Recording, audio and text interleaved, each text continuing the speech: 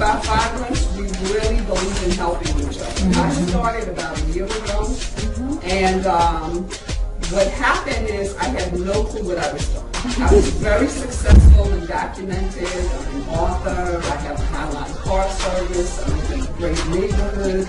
I have a women's ministry, but I was messed up in the head. So, and I will go over that some other time, but my testimony was I wanted to do this women's ministry. And I just had it in my spirit, took leadership with Pastor Bauer for about a year and a half, and I started this ministry.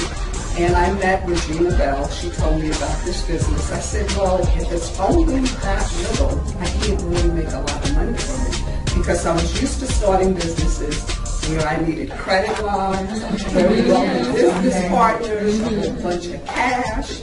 And when they told me about this, I said no. But I had another business coaching churches, teaching them streams of income. And this other pastor told me about it. And I said, okay, it's coming to me twice. Then my son brought it to me. And I said, okay, I'm going to do it. Right. Then when I got started, I had to outthink, forget about all the stuff I learned on how to run a business and learn this system. And the great thing that happened is I took a, and I had